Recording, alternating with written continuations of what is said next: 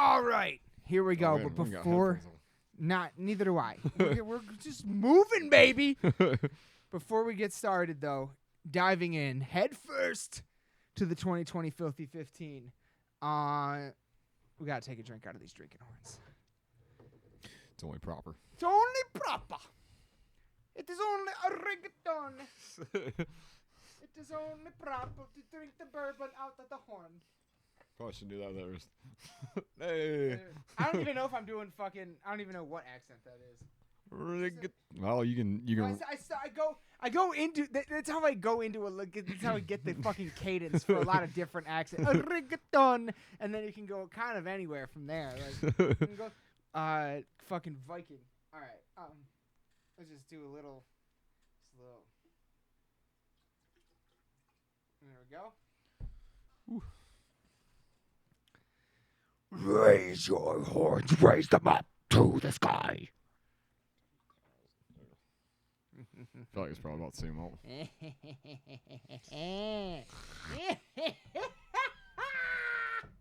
Cheers, my brother, to the Filthy 15, to Odin, and to the end of 2020. Yeah. Cheers. And Amon Amarth. Shout out to Yes. Grimfrost. That's where these came from. So, everybody be sure to check them out. Let me move the fucking handle. To the real fucking Crypt crew. To the real motherfucking Crypt Crow! This is for you guys. Drinking horns. We look like we got plague masks on. Look at this.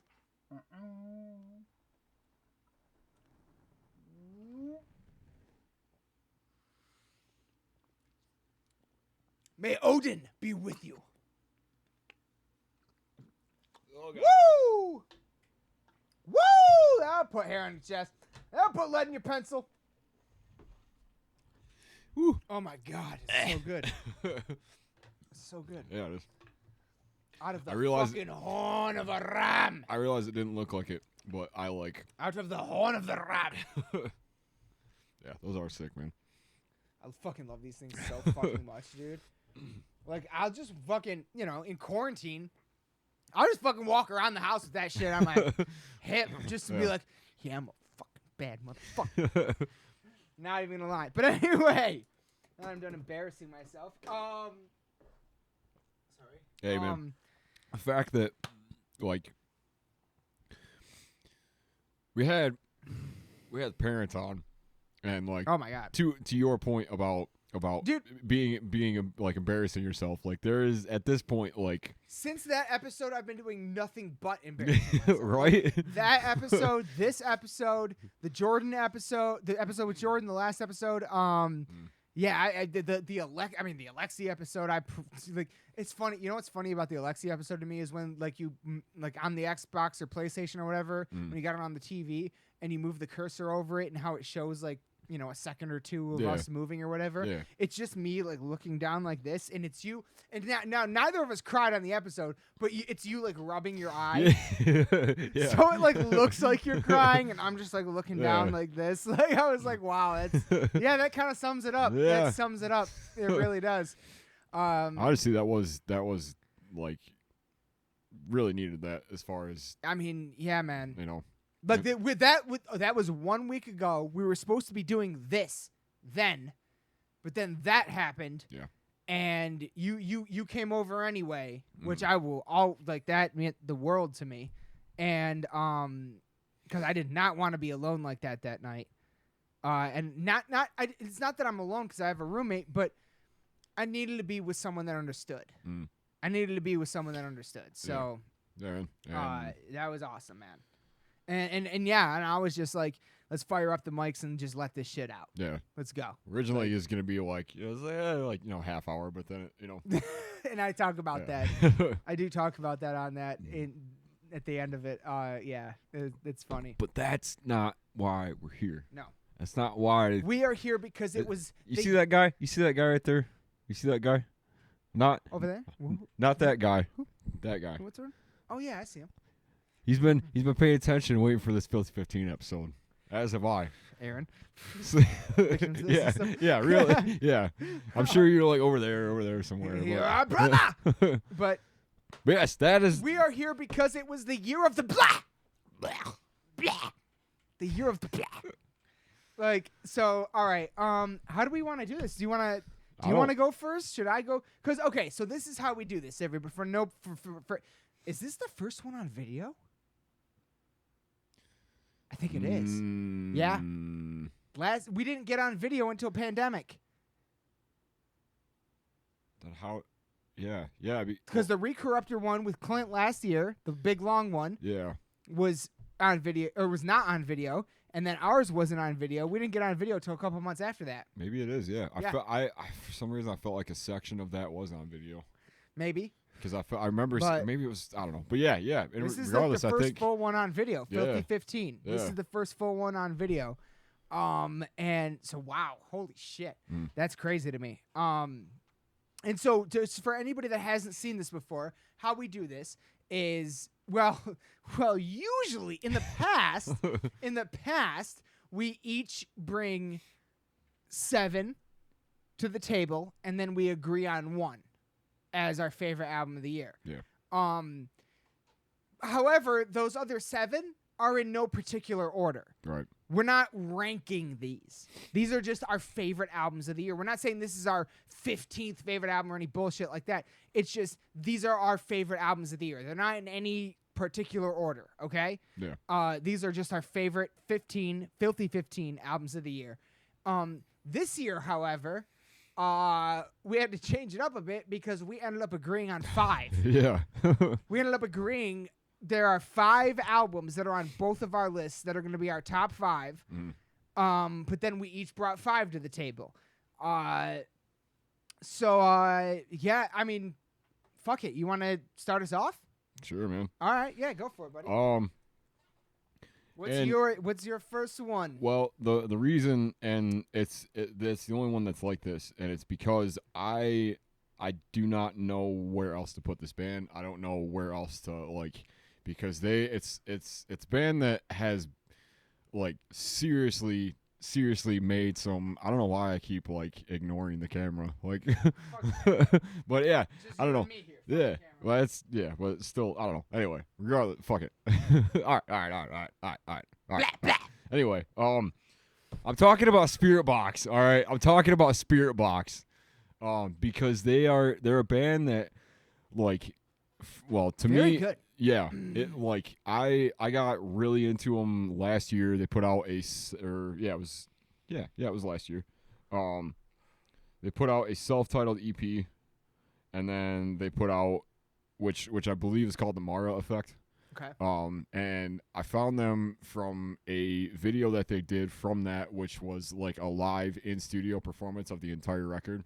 Okay. And it was like I don't really remember why it was like.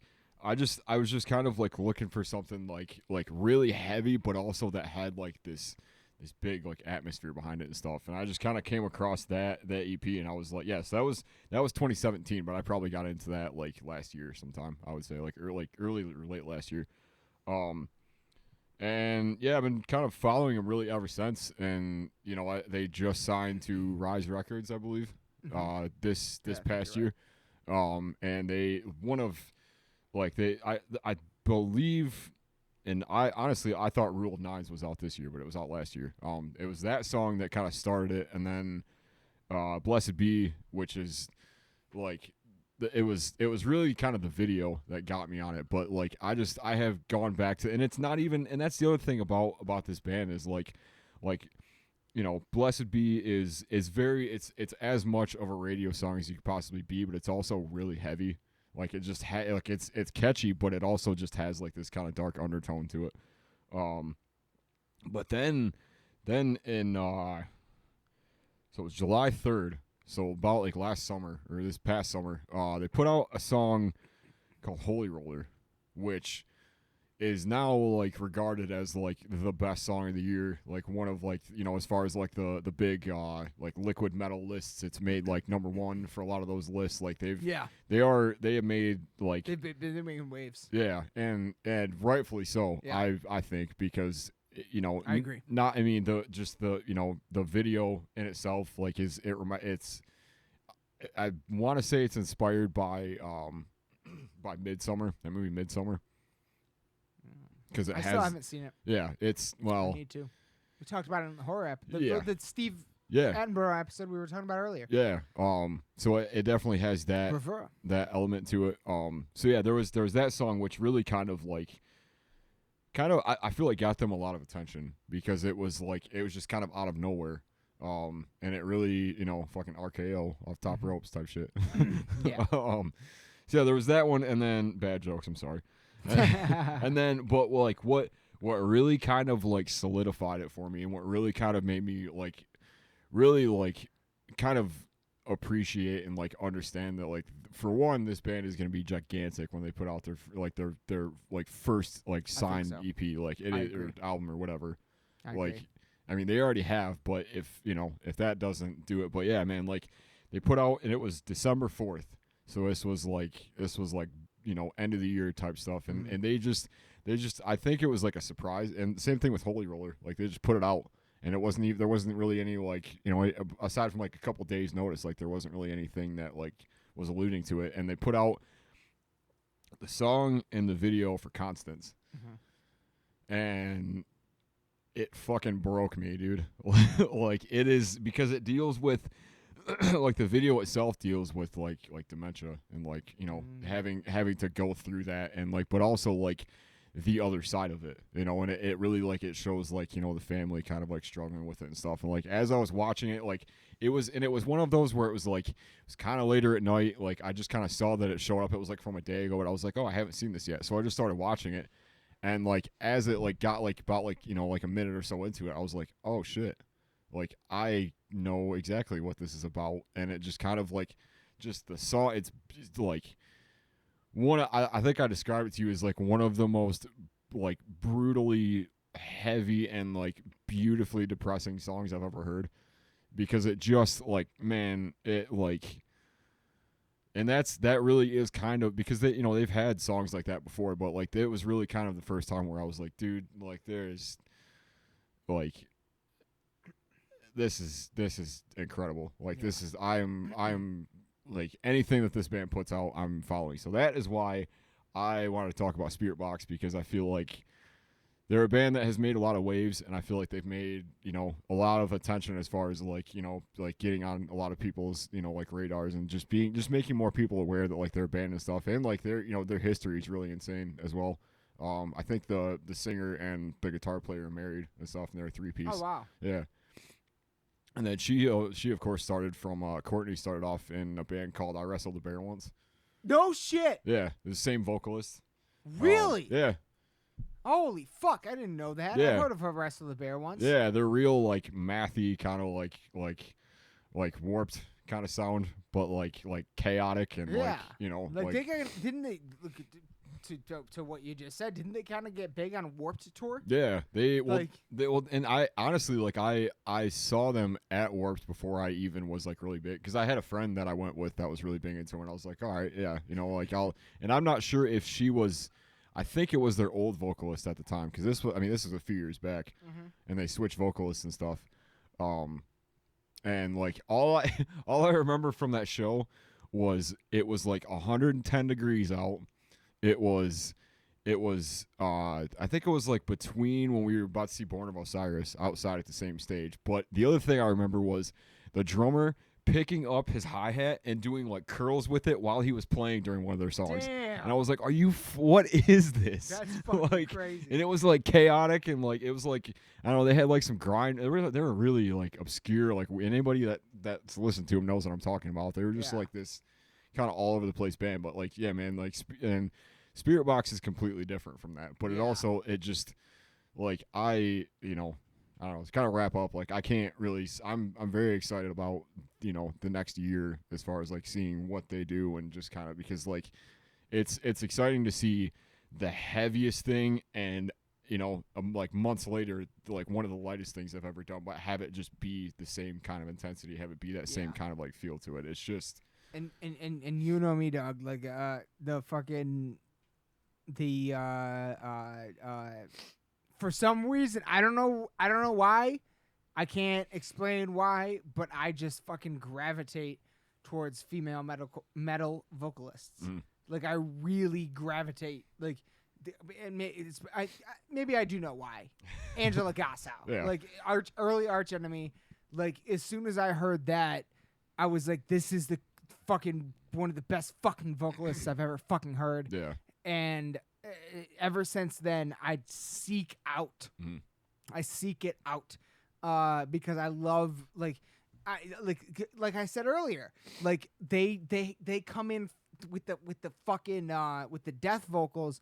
They come in from the top typically a lot of the time. Yeah. They got this bitey ferociousness Mm. that I love, that I just gravitate towards, and I love heavy metal bands with female vocalists. I mean, because you know, Oh, yeah. you're in the text. Like every time I find one, I send it. Got another one. Yeah. Like I'm like Nervosa Yeah. coming out with a new album in like 2 weeks. I would say, yeah, they're. Venom Prison is the one you showed me. Yeah, man. Like you know, like all this stuff. Like you know, like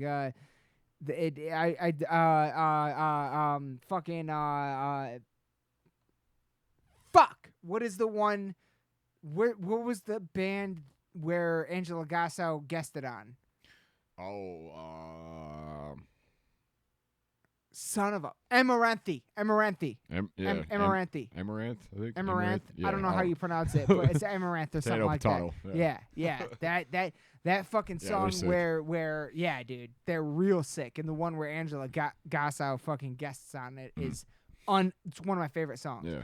I guess like as far as like, you know, relating it back to like, you know, Spirit Box, I would say like, and to your point, like I would say probably like the closest band I can probably relate them to is like Ginger, which is another. I love Ginger. Dude, I love Ginger. yeah. Once Human, like so many of these bands. Got really into them this year. Yeah. Super into them. Yeah, I saw them. Do you know Ginger is? I think they're like managed or something by Dez Fafara. Lead singer, Seems Devil like Driver. I feel like I heard something about that. Yeah, they're on that. That's like, and the first time I saw Ginger was opening for Devil Driver at the Yeah. Machine Shop in Flint, Michigan. But yeah, Dude. I just love these bands, and I don't know. There's just something about that vocal range, that I just gravitate towards. Yeah. It's got this bitiness. It's got this ferociousness that I love. Yeah. That's another big thing, and like is like specifically talking vocalists, it was really like because she's posted throughout the year like these like one take vocal covers or like The one lead take. singer of Spirit Box. Yeah. Okay. She did one for Rule of Nines and for Holy Roller, I think, and maybe Blessed Be. I'm not sure. What's her name? Courtney LaPlante, I think. Shout out. LaPlante. Yeah. I don't know. It's Canadian, I think. Really? They're a Canadian band? I think so. Yeah. I did not know that. That's interesting to me. Let me see. Fuck yeah. Vancouver Island, Canada. Yeah. Good fucking metal in Canada. Good fucking metal in Canada. Holy shit. So yeah, man, fucking like I don't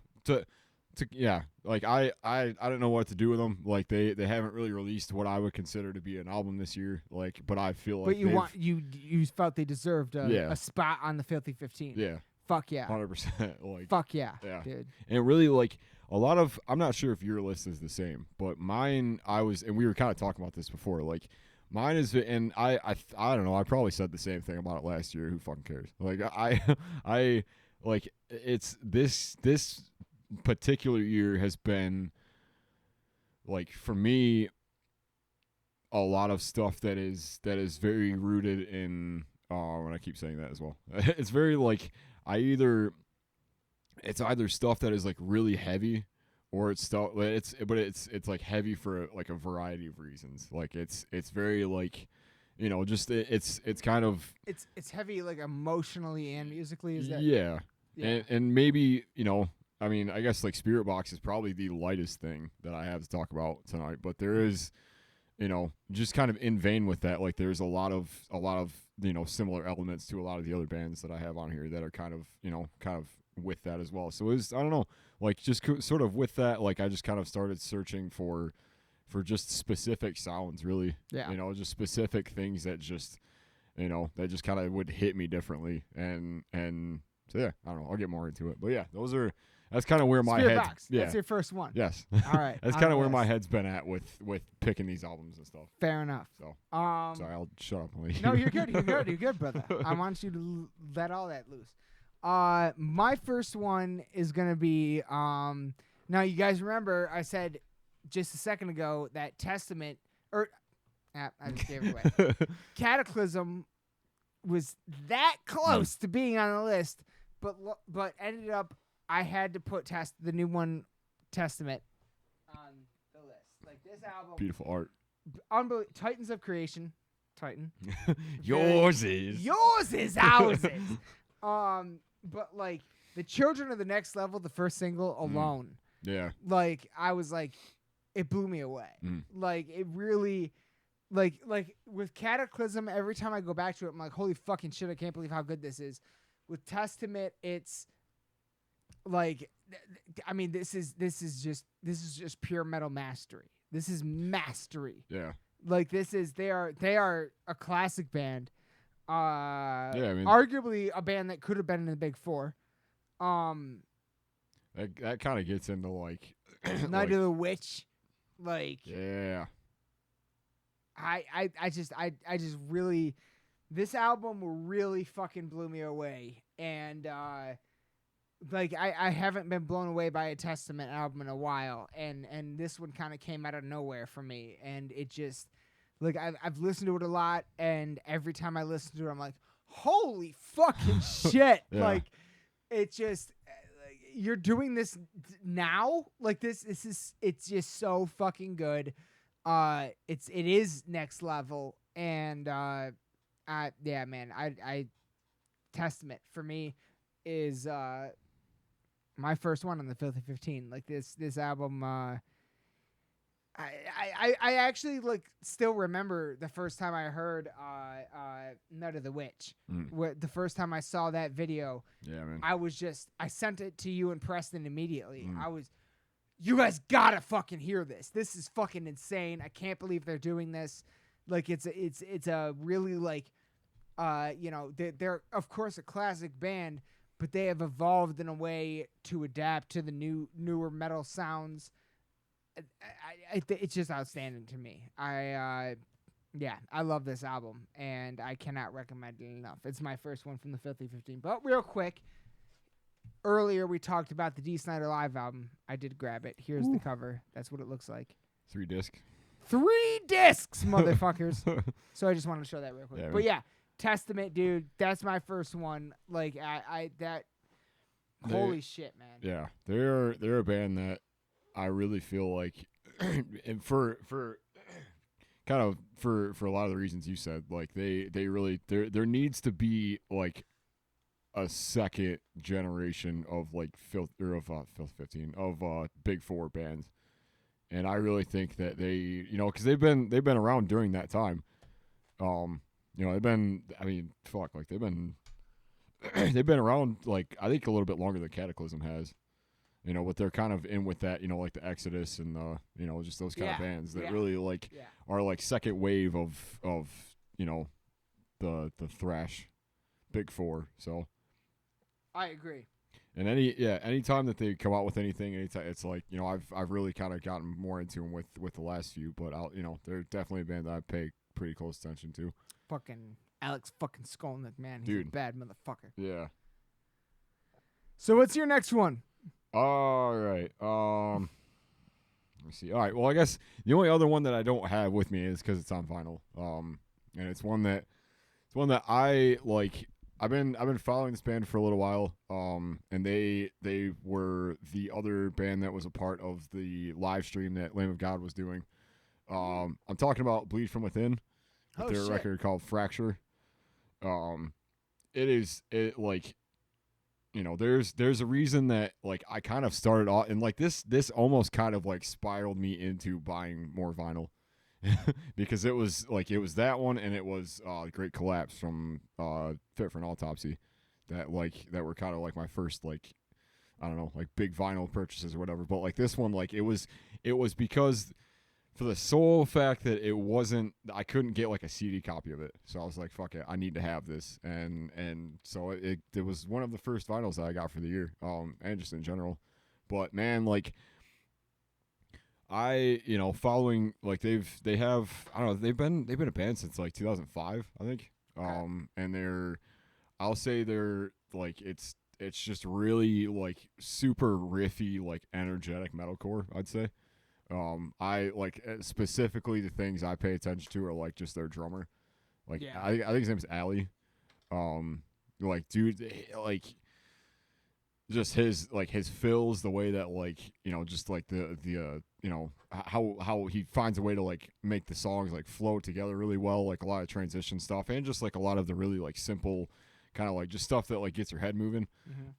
It's just all over the place with this. I think that like it is, because let me see, let me back up a little bit. Oh shit! Sorry, that's I hate reading that song. That's okay. I'm never gonna deny that. That's later on. That will. That's coming later. That's coming later. So yeah, my first kind of introduction with him was 2013's Uprising, and it was kind of around the same time when like I was really heavy into like Lamb of God and like Devil Driver and those kind of bands and stuff. It kind of keeps along with that. But then like Era was 2018, so it was a bit of a stretch there. And then from 2018 to 2020, and then obviously Fracture, like it just like it's a very live sounding album, and it just like there's so much of it that's like just the most like tasteful breakdowns and just like solos. Like there's some thrash elements to it that are just like when it happens, like it's very like I don't know, like kind of peppered in, because I don't know, and that's the kind of a bigger reason that it kind of sticks out to me more than the other two that got me into them, was like they just, it's all very like, it's like the best parts of those two records put together. Just like catchy stuff, like just like real simple, like kind of driving stuff, and then just like I don't know, like I guess the the ones that stick out to me, I guess the opening track, The End of All We Know, which is a bit more of like a chorusy, like big like anthem song. Into Nothing has a real like stomping kind of like like Slipknot kind of feel to it in the first half of it, and just like has this like just this ending groove that just comes in, and just like it's so like I love it. Like it makes me like want to just break everything anytime I hear it. Like and then yeah, and then it ends with one of my favorite songs probably of the year. This came out May 29th, by the way, of this year. Obviously.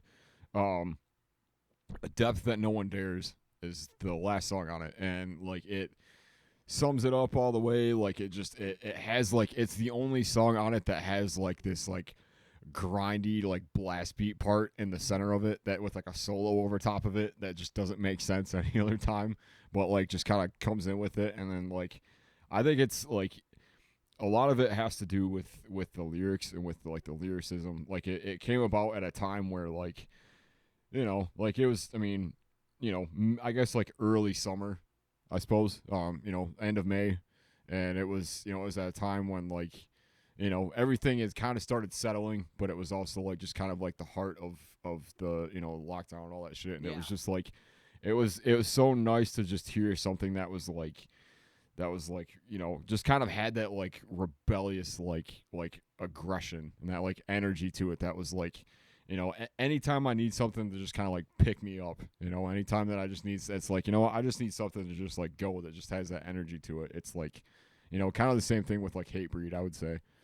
Very much the same reason why I still listen to like, just their stuff nonstop whenever I need it. Like it's that same sort of energy, and it's that same sort of, that's just like, I don't know. There's a lot to it that I feel like is, and I don't know, like the fact that Lamb of God like kind of like brought them in as like a I don't know, like a co-headline sort of like virtual show thing that they did. Like it's just like, so I was like, this is the one band that like once shows pick back up, like I feel like I kind of need to see, like just because they like, I feel like they would be just explosive live. So yeah, Fracture, Bleed From Within. Fucking pay attention to it. it's awesome. I love the it. next one on our list. That's the next one. All right. What you got? What you got? Oh, I got some mad notes right here, brother. I got some mad notes. Can we get some mad notes in the chat? We got some mad notes. Can we get some horns in the comments? Can we just give us some fucking horns? Just some horns in the comments. Some. What you got? Sorry, I'll shut up. You know, I mean, to me, this next album means the world to me. I can't believe how good it is. I can't believe how much I like it. It's just it's kind of in the same vein as the D. Snyder situation being produced and written by Jasta. Yeah. Yeah, I don't know what else to say. There's nothing really you need Ozzy to say fucking Osbourne. other than the Prince of Darkness, man. The Prince of fucking Darkness, man. I don't know why I said that like Bane, but we're gonna just keep. Prince of Darkness. We're just gonna keep rolling with that one. Oh yes. The fucking Prince of fucking Darkness released a new album this year, and there's no goddamn fucking way he does not make my list. Yeah, man. There's no goddamn fucking way Ozzy doesn't make my list. I'll tell you that right now. Because Ozzy is the Prince of fucking Darkness. He is in my opinion, the creator of heavy metal music in a lot of ways. And this album, I mean, like, it adds, like, Straight to Hell, All My Life, Yeah. Ordinary Man, the title track, Under the Graveyard, Scary Little Green Men, It's fucking aliens, man. yeah, man. It really, Holy for Tonight, like, there are so many tracks on this album that I go back to on a regular basis just to sing along with, because, like, and I know for a lot of people, and I talked about it on the Dark Reflections that I did on this album, I know a lot of people, like, look at this album as, like, a goodbye, but he's working on another album right now. Yeah. So we hopefully we'll have a new Ozzy album in 2021. Hopefully. Yeah. And I tell you what, like, what he's doing right now with this new crew, it's just I fucking love it. I fucking love it. The Ordinary Man with Elton John, like, that might be, like, if we don't do this. But if we were to name a song of the year, that might be mine. That might be mine. I know a lot of people whine about it or whatever, but, like, it's fucking beautiful to me. Oh, dude. Like, it hits me every time I hear it. And talking about the like Ordinary Man, like the one with Elton John. Yeah. The title track. Yeah. It just rips me apart. Yeah. And that and the fucking what was the video the video he did that was like a movie, Under the Graveyard. Yeah. Yeah. Like, that shit. Dude, I don't know if you realize this, but I found this out because Aaron from Victims of the System told me this on the last episode, second to last episode. The actor that played Ozzy in that video was like the same actor that played someone, maybe Vince Neil or something, in The Dirt. Oh shit! Really? Yeah. Oh. Yeah. That's crazy. I was like, what the fuck? Like, that blew my mind. That blew my mind. Yeah. Wow. I think it's Under the Graveyard. Under the Graveyard. Man, like, we all die alone. Come on. Like, yeah. Again, undeniable, dude. Undeniable. Like, and honestly, like, Straight to Hell was the first single off it, right?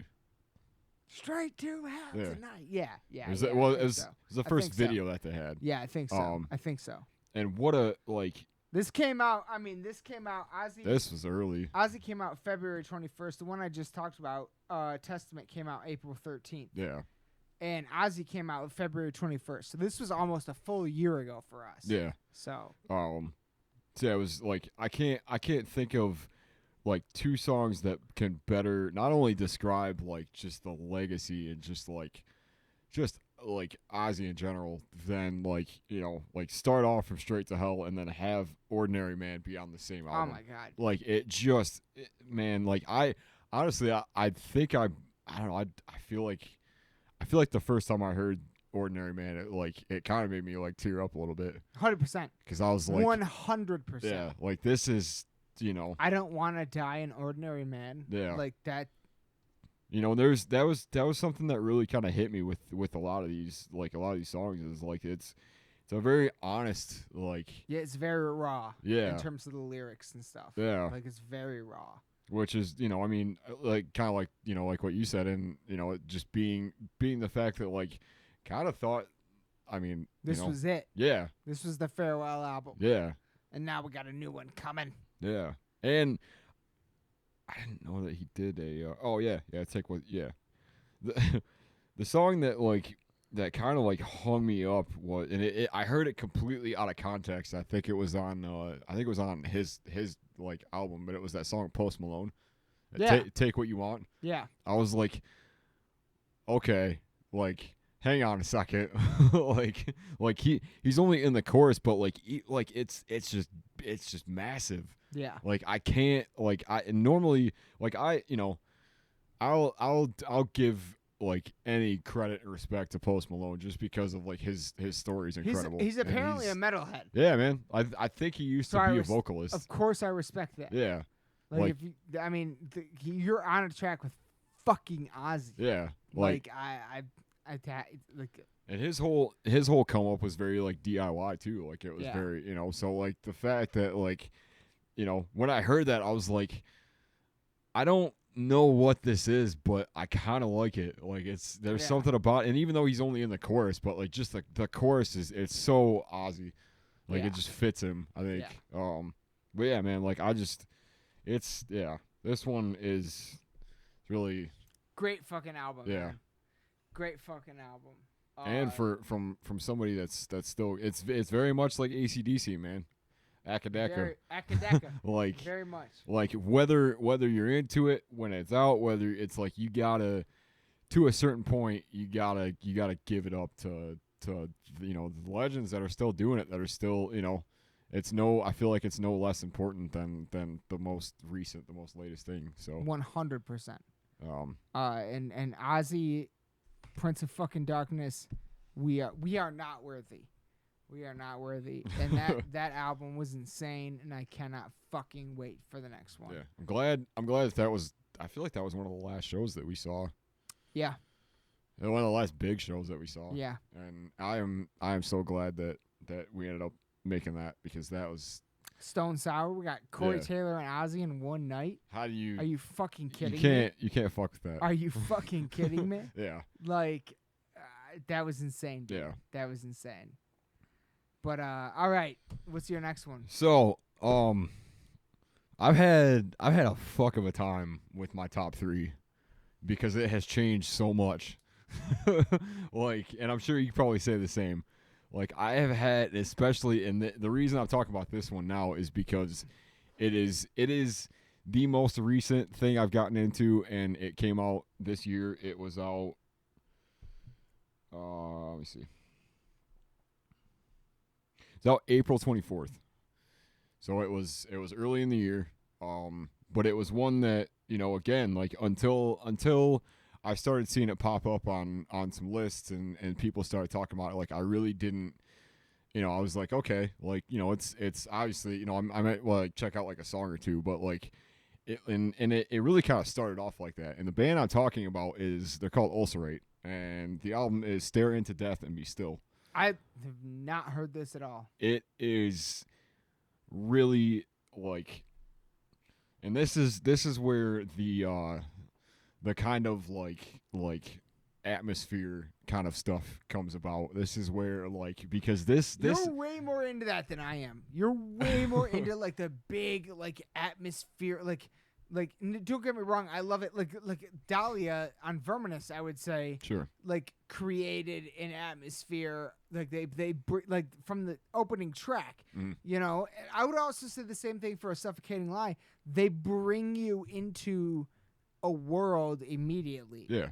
It's like a movie in that sense. And but like the real like big symphonic atmospheric stuff, I don't know, for whatever reason or not, I just typically don't gravitate towards, and you do. And is that what this is? Is it very symphonic? I would say, because I have not heard this at all. I have no idea what this sounds like. Well, so to kind of back up, it is described as New Zealand progressive death metal. Very much progressive. Okay. Yeah, and that. Okay, and yep. Progressive is a genre that I have not been much into, and you have. Yeah. And that's one of the things I love about our back and forth, because you love like the Dream Theater.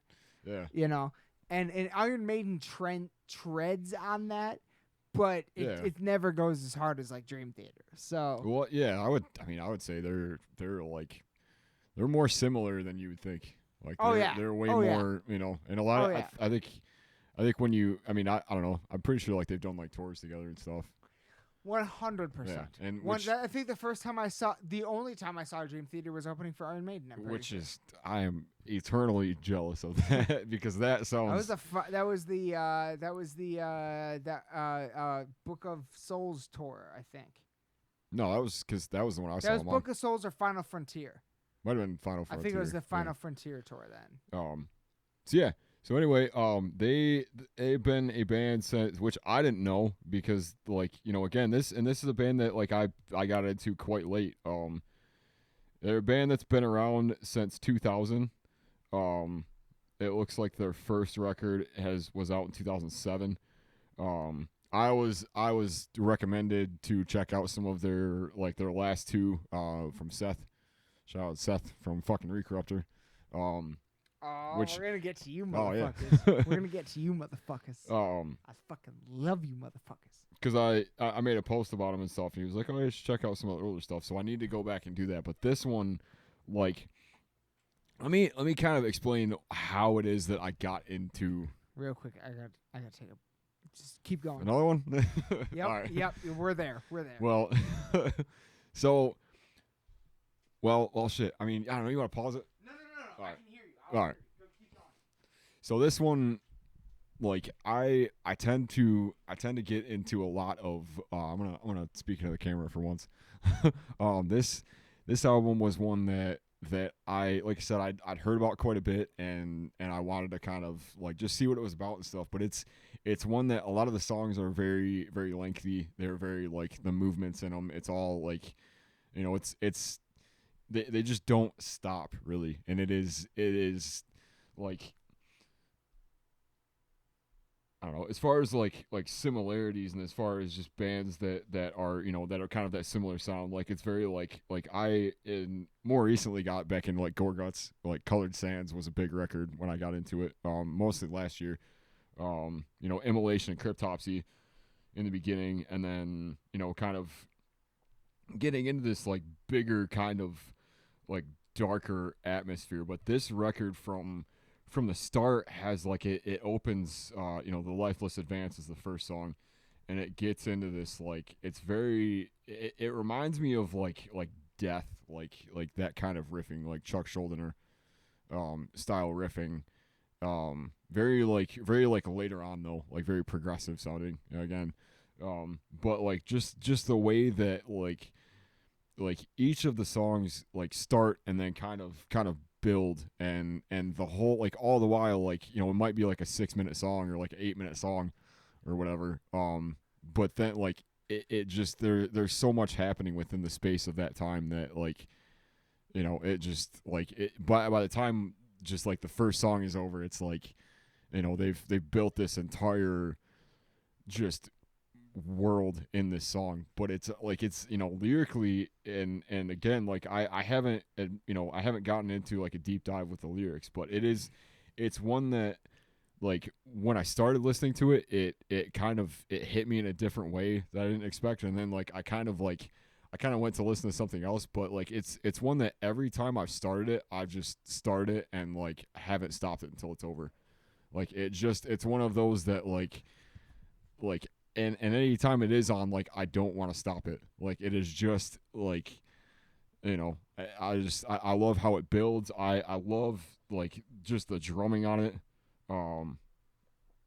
That which is a big thing. I posted a thing about their drummer, Jamie St. Moret, who is I believe the one of the original members of the band.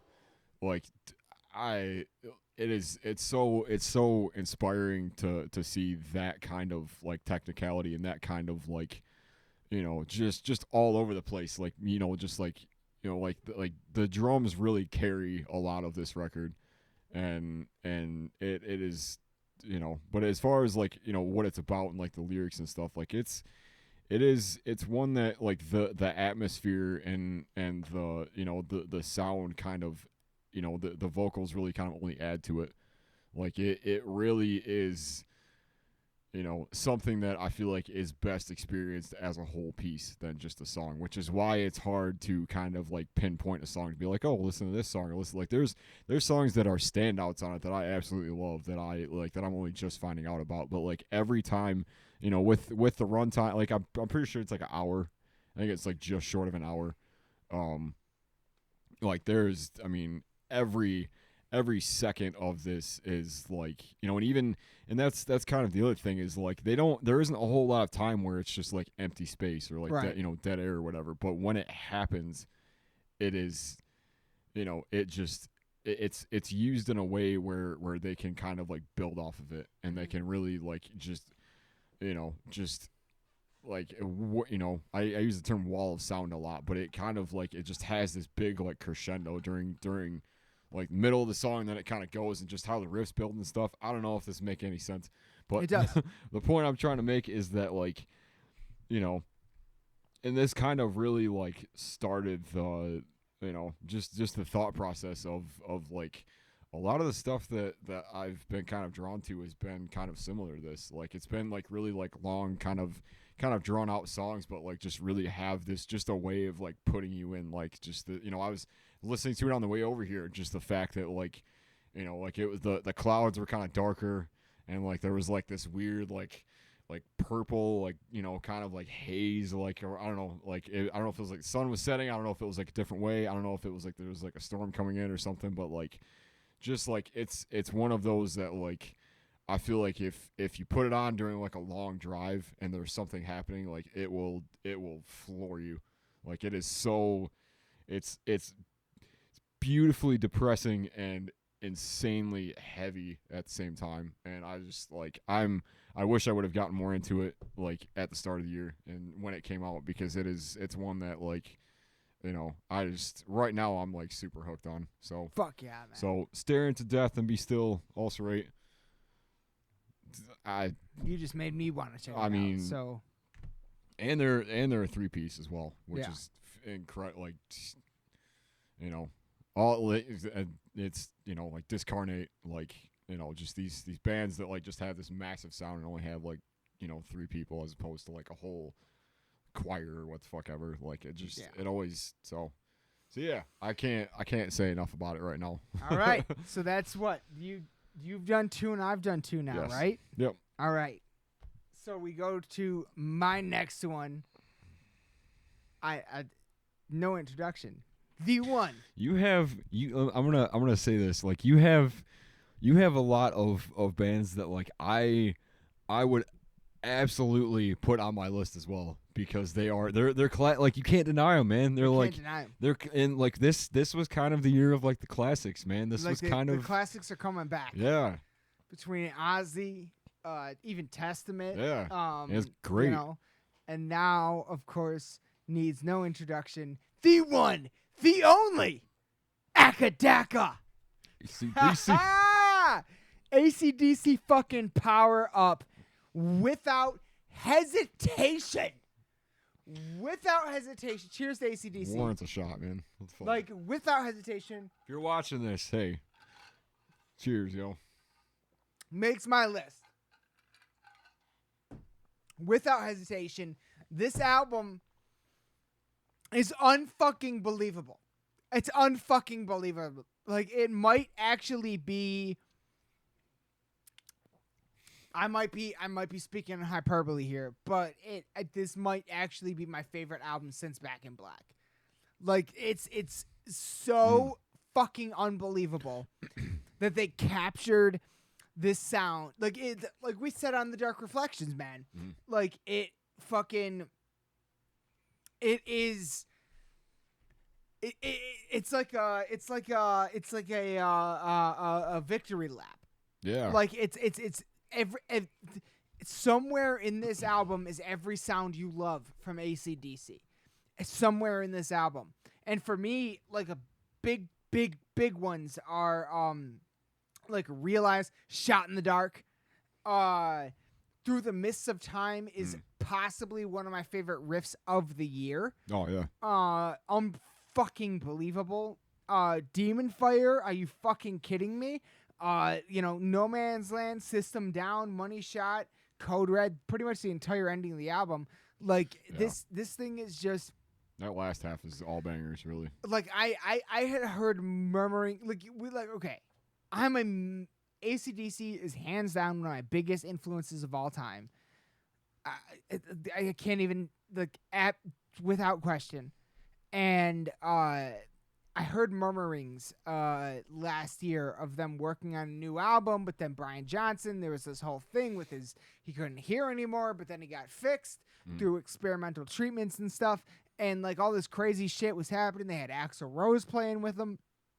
Amazing. Yeah. But like the fact that and then Malcolm passes.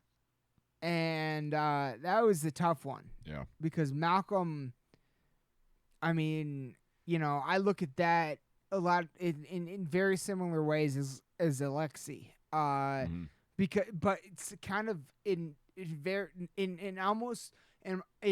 almost more like hits home ways because Malcolm and Angus were brothers. Yeah. You know what I'm saying? And me and Preston, yeah, we're fucking cousins, but we're fucking brothers. You know what I'm saying? So yeah.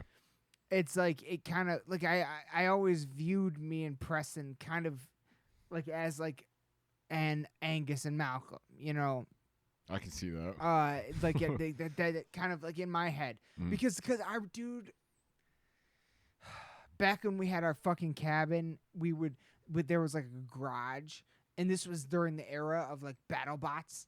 And we made out of like copper pipes and shit. We would like create our own instruments and air guitar AC/DC songs, put on full shows. Yeah. Like dude, like that was our man, like AC/DC means so fucking much to us. And for them to come out with an album this fucking good in 2020, still not just true to their sound, not just true to the signature AC/DC sound, but have it actually be like a victory lap from every era. Like you get something from every era of AC/DC in this album. Yeah. Like it's a victory lap. It's like these are all of our signature sounds, and like I love it top to bottom so much. I keep going back to it. Through the Mists of Time, like I just said, is one of my favorite riffs of the fucking year. It's such an amazing riff. Yeah. Like I mean this album just means that in the world of 2020 and all this shit, and then for AC/DC to come out with an album that's this fucking rock fucking solid, like I there's not a single track on this album that I don't like. It's top to bottom. Yeah. It's top to bottom for me. I love this album. Even since the Dark Reflections we did on it, like I find myself going back to it pretty often. Like you can't, like kind of like what you're saying, man. Like you with a band that's been through as much as they have, and to be able to like man, like Brian Johnson, like as far as like the like losing his hearing basically, and then like, getting it back. Yeah, like is like they really are the realest. Like I mean, what other band in the rock or heavy metal genre do you know who had to replace a lead singer and then the next album was their biggest album of all time? Yeah. Like it's never been done. Yeah. It's never been done. Not only because not only that, hold on. I'm sorry. I want to know what you said, but not only that. That lead singer that replaced was one of the most iconic singers of all time. And Yeah. what were you gonna say? Well, I was just gonna say, like, with that, like, I feel like it was kind of this, similar thing, just like, I mean, like they're the kind of band that, like, like you don't even really have to be into rock music to know who they are. Like, you don't even like, and I feel like anybody could really pick this up and like. You've been to a fucking high school dance in the last 20 years. Yeah, You've heard their music. Yeah, like probably 30 years. Yeah. In all honesty, but it's the same reason that, like, and it's like I don't know if it's just the fact that, like, just we you shook me all Yeah. night long. like Come just on. like and kind of like to relate to back to your story about, like, I remember, like, being younger and, like, having like hearing the live album that they put out, and, like, having the tennis racket and, like, playing guitar along with it and stuff. Oh my like, god, don't even. I played guitar on the tennis racket. Dude, what did I fucking okay? I said on the Alexi episode, show everybody your hand. What? Oh. Your broken hand. You got a fucking broken hand. And I fucking sprained my fucking foot. Yeah. We both did this in the last, like, month and a half. Yeah. What did I tell you when my foot got better? I can finally do the chicken walk again. Yeah. I can do the fucking like, come on. Like, that's my measurement of my foot health, apparently. Like, that's like, can I do the fucking Angus Young guitar walk? Like, and like, yeah, I perfected that at a young age. This is one of my hands down most influential bands of all time. They are gods to me. And for the first time with this new album, they have been on podcasts, and it's the first time I've ever heard them on podcasts, and it's been just magic. Like the fact that this album came out this year, and they've been on all kinds of podcasts that I listen to, hearing them in that form, and this album being as good as it is, in that sense, it has been magic to me. Like, it really has just meant everything to me as a fan, to someone who to someone who's born in 1989 and still grew up with AC/DC, and how influential they are to me. Like, how much they've been getting out there this year and how good this album is just means everything to me. Yeah. And that's why it makes my Filthy 15 list. Like, I love this album so much. Like, top two, there's not a single skipper. Top to, like, when I put this album on from Realize, I have to listen to the rest of it. Yeah. I have to listen to the rest of it. Like, isn't it great when like when that's just what happens after, especially with a band like them. Yeah. Like, that's like, when there's a lot of talk of, like, like when an older band comes out with a new album, it's like, it's met with mixed reviews, but at the same time, like, how can you, like, there's certain bands that just, like, undeniable. Yeah, like, and I honestly, like, I'm more into this record than I was with their last couple, just because of, like, really kind of just because of, like, the situation of it, but just, like, it's like the most live, the most them that there possibly could be, and, like, kind of like to your point, like, it has moments of every, like, there's even stuff on here that I'm actually kind of surprised that's them. Like, I remember there's a couple, like, vocal things that, like, I remember asking you, like, who, and you were like, oh, it's just Brian Johnson or whatever. I was like, I've never heard him do that before. Yeah. There's some like that, like, there's a couple of songs that have, like, that, like, talking parts in it, or like just that lower, dude. like, yeah, and it's so sick. Like, yeah, it just dude.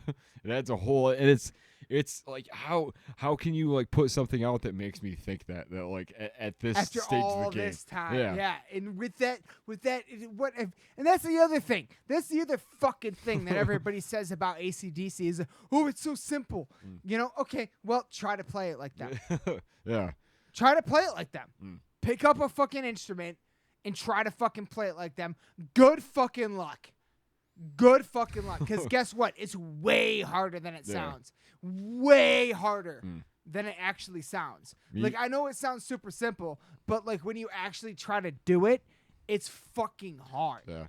Like I've honestly, like, to your point, like, I've always been kind of fascinated with the fact that, like, it's kind of when I started learning how to play drums, like, that was one of the things that you know, I used to kind of hear a lot is, like, you know, you could have two different musicians play the same thing and it won't sound the same. Like, it won't. 100%. This really is kind of a testament to that, and really, Yep. like, their whole And this is their whole career is kind of a testament to that. and that's the other thing. That's the other thing. With the exception of Malcolm, Yeah. of course, Yeah. who was on every AC/DC record, including this one, because some of his riffs were on this one, Yeah. but they were played by his nephew. Mm.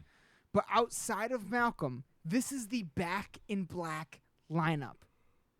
This is and it sounds like it too. dude, Like, like I said, could be my favorite album since Back in Black, Yeah. or For Those About to Rock. yeah. Like it really just bulldozes.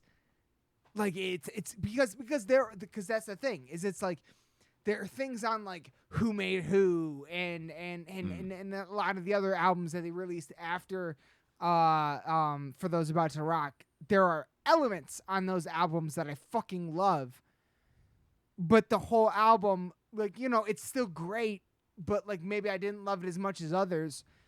But this album takes those elements from things like Who Made Who. Straight up, there's a song, I can't remember which one, on this album that I'm like, that could be on Who Made Who. And work perfectly. And like so like it's just a victory lap, dude, man. It's just of all their greatest sounds, it's not greatest hits because it's all new songs. Yeah. But it's like their greatest fucking signature sounds. Yeah. It's amazing. How man. many other, like, No one else has done this. yeah. How many other bands can you think of that, like, they could release an album this far into their career and every single song on it could be a radio single, could be radio hit? Nobody. Like Like- maybe Slipknot or Metallica. Yeah. But that's about it. Yeah. That's about it. Like in terms of bands that we actually listen to. I'm sure that you know. Yeah. But like in terms of bands that have never stopped. Yeah. Like Short of like Ozzy, like Ozzy, Yeah. yeah, of course, Ozzy, yes. Metallica, Ozzy. I mean, Iron Maiden hasn't done it, and they're Yeah. arguably my favorite band. Yeah. So, you know, yeah, the AC/DC is just up there with Ozzy, man. They're to me, they are nothing but magic. And this album, I'm obsessed with it. So it's just, it means the world to me that a band that I view at that caliber released an album this good, in the year 2020, man. Like it just means everything to me. So AC/DC's my next entry onto the Filthy 15. Power up. Power Up released November 13th.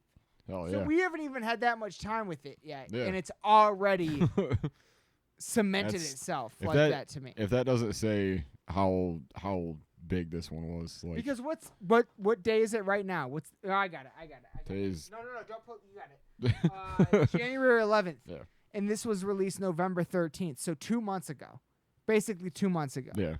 And it's already reached those heights with me. Like I can't believe how much I'm fucking in love with that album. So power up AC/DC. For those about to rock, we salute you. Come on, man. What did I sent you that We are not worthy. you saw that that School of Rock thing I sent you earlier, right? It was the I was like, before I started heading over here, and I was like, it's the motivational speech like the night before the show. And he's like, man, I'll just play because it's too fucking good, man. Do it, man. Like, it just, fucking do it. Just do it. I'm surprised you didn't say anything about it. Maybe it didn't. I Sound probably correctly. maybe I did. I don't think I saw it. But man, like this. Fuck copyright claims. Let's just. So get your rest. No late night parties, drinking tequila, and trying to get lucky. Chances like this do not come around every day. Now, you've played hard in here, people, and I am proud of every last stinking one of you. So let's just give this everything we got. We may fall on our faces, but if we do, we will fall with dignity, with a guitar in our hands and rock in our hearts. And in the words of ACDC, we roll tonight to the guitar bite. And for those about to rock, I salute you. Come on, man. We should watch that tonight. We should watch that tonight. Oh man, I'll be down. That's one of the greatest movies ever made. Like, shout out Schneeble. to Jacka Blacka. What's Jables? Ned Schneeble. AC/DC, man. They're Fucking to this day, one of my all-time favorite live performances. The first time I saw it was off their DVD, their double DVD, Family Jewels, and it was it's a long way to the top if you want to rock and roll with Bon Scott. Probably my favorite AC/DC song ever. Probably Like. no, without question, my favorite video they've ever done. Oh, easily. And it's on the fucking. It's on like the flatbed of a truck Yeah. rolling through like downtown. I want to say somewhere Australia. I don't know, but they're just rolling through the downtown of the city. For those about to rock. Are you fucking kidding me? Wrong song, man. No, it is for those, isn't it? No, it's a long way to the top. It's a long way to the top. If you want to rock and roll, yeah, you're right. That was the wrong song. My bad. Buffalo Soldier. Yeah. Anyway, yeah, man. It's a long way to the top. That on the flatbed of the truck. That video. It's on YouTube. Yeah. If you haven't seen it, it is awesome. one of my favorite fucking videos of all. Dude. Yeah. Like, as soon as I saw that, I was like, I need to do that one day. Yeah. Like, that was one of those things for me that was like, I need to do that one day. Yeah. Unbelievable. AC/DC. What's your next one, brother? Well, mine is quite a bit more modern, and it is kind of the total opposite direction. But that's what's beautiful about this, and I'm glad that That is what's beautiful. About this. I'm glad that at least one of us took the time to acknowledge rather the legends that have released records this year. Like because without them, like a lot of this music doesn't exist. We don't get here. You know. And that's and what that's what I love about our like back and forth is like I'm more of like I bring more of the old school and you introduce me to the new school. Yeah. And I love that. Like that's one of the things I love about this. A lot of times like a lot of stuff that you talk about like it gets me into some of the older stuff. But it always like there's always that like that point of it where it's like, you know, you have to. You know, that's why I still enjoy going back and listening to like the older bands and stuff. And that's why you fucking should too. Because like there is so much that like just legendary shit that just doesn't get recognized, that just gets overlooked because it's not the fresh thing or whatever. And I think that's criminal and that's, you know. But in any case, mine Next up! Like, dude, all right. So being as though Fit for an Autopsy didn't release anything new, I have been following them and they are working on something for next year, which I'm very excited about. And I could be wrong, but I think they might have released a single this year. It's called Fear Tomorrow, but I think that might have also been out like late last year. But in any case, fair enough. I like being a fan and being as into like the modern deathcore, like the modern scene, I suppose, like the bigger bands, you know, like, you know, Fit for an Autopsy, you know, Dyer's Murder, those kind of bands, like, and also kind of being into like the hardcore scene, I guess, you know, with like Terror, Hatebreed, of course, you know, it kind of like it brings me to a point where like I started looking for like just those but combined, really, like, but like the catchiness of it and the riffing, but also just the, you know, just the you know, the aggression and just the stuff that really just kind of like stops you in your tracks and makes you want to, like, you know, just riot, basically. So the band that I'm talking about, and the reason that I bring up Fit for an Autopsy is because it is kind of a super group, really. It is vocalist Brendan Murray from Counterparts, guitarist Will Putney, Gregory Thomas, ex-Shai Hulud, who's another really sick band from kind of earlier metalcore band, bassist Jay Pepito, I believe, from Reign Supreme, and drummer Andrew McKinney from Tradewind X Structures, who are fucking like insane. Yeah, and I'm talking about the band, one, the only band called End. End. Like, and I want to show off this artwork. I really should have brought you. I have a vinyl copy of this. The next two records I'm going to talk about, I have a vinyl copy of. But Full disclosure, this is an album I have not heard at all. But you and also vinyl. I mean, people. I'm a CD guy.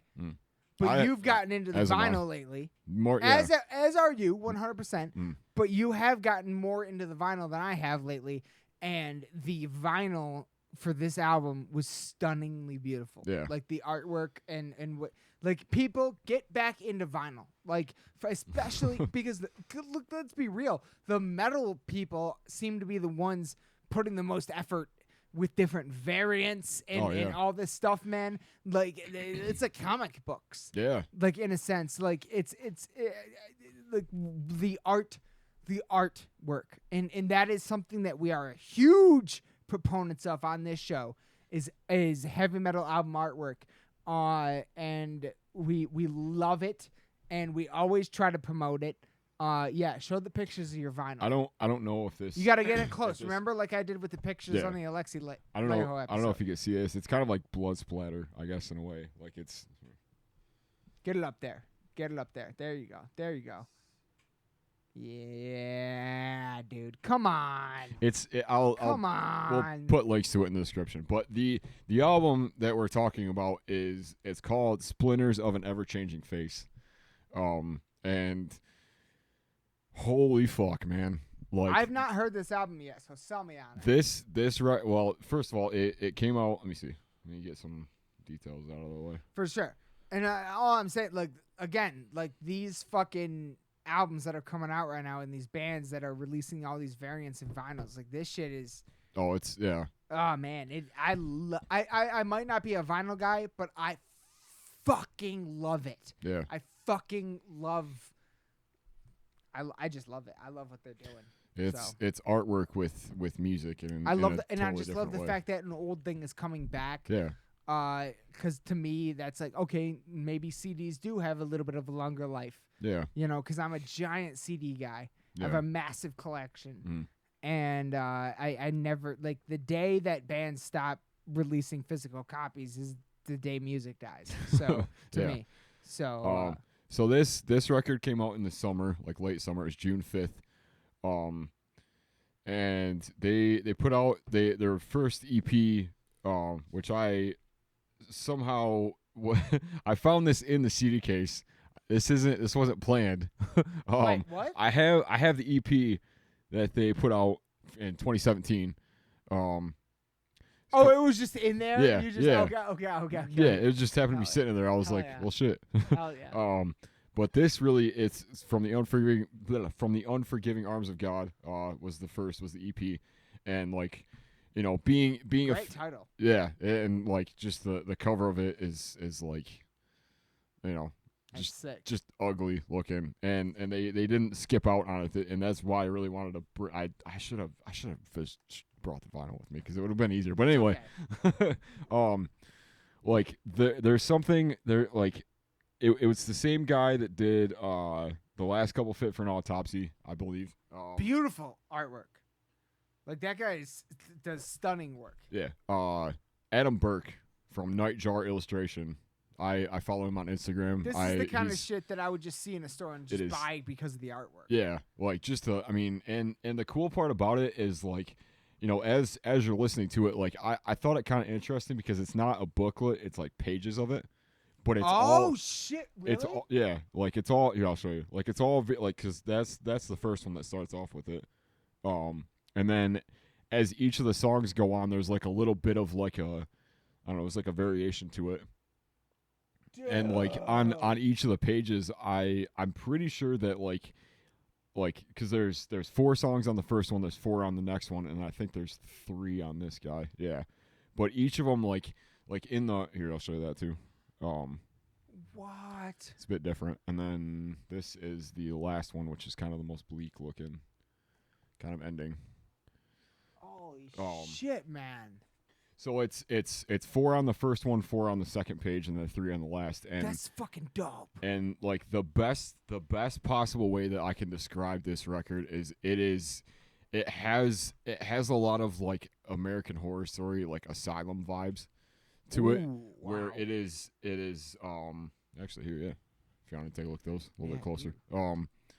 It is like there's sections of the like the in between of each of the tracks that is very like it sounds like a conversation with somebody that's in like a mental hospital, and that is kind of the entire vibe of the record. Like it is kind of like a conversation with somebody that is very like, you know, just it is very it's not a feel good album in in any sense. Like it is very, you know, it's very aggressive. It's very like It's not ACDC. and that's why this is so funny to me, that like, because the next album I'm gonna talk about isn't that either. But like, man, like, you know, some of my favorites on it, obviously like the 2 singles they put out, Covet Not and Pariah, but Absence, Hesitation Wounds, An Apparition, Every Empty Vein, and then Sands of Sleep, the last song. Like it just, and then like, but it like I was saying, like between each of the songs, like, and I think it's like the first 4 and then up to The Reach of Resurrection, which is another really sick song. It has like a, it's like a, it sounds like a little section of like a session, like a therapy session in a way. And then it ends with like, you know, this doctor, like it kind of it's really gnarly. Like it, and honestly, like the first couple of times I remember, like, you know, like the first, you know, little while that it came out and I was listening to it and I was like, dude, this actually makes me uncomfortable. Like this, I had to like come back to this album because it just like it there's something about it that's just like ugly and just like brooding and just not right, you know what I mean? And like especially like just the way that it like rolls over. Like I think it starts off with the same kind of like sample, I guess, of like the, you know, doctors talking and stuff, but they're like the one that ends, the no pun intended, I guess. The way that like the last song finishes is like it's like them talking to the patient and then having it like wrap around and being like, oh well, we can in another few weeks, like we'll revisit this, like thank you for coming in, and then it restarts and stuff. It's just like, you know, like you know, like I'll say that like Will Putney is He's a motherfucker. like one of the like any like, I don't know, anybody that's familiar with like the modern, I guess, like, I don't know, deathcore scene, the modern metal scene, really, because it kind of surpasses deathcore at this point.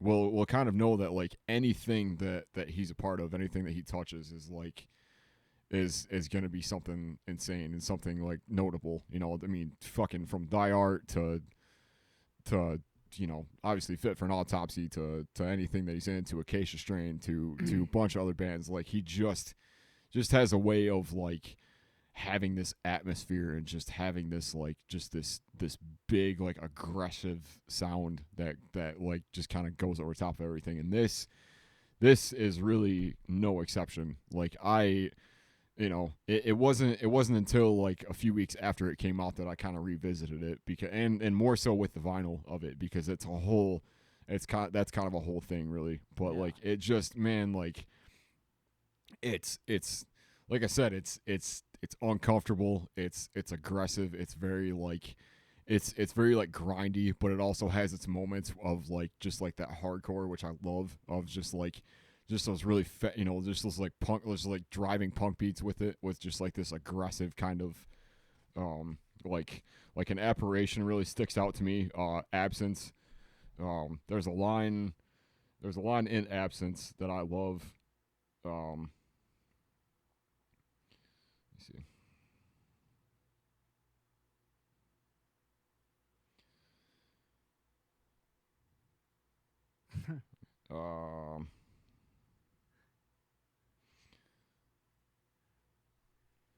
Bathing in the waters from the barren breath of God to drain the excess winds from flooding lungs.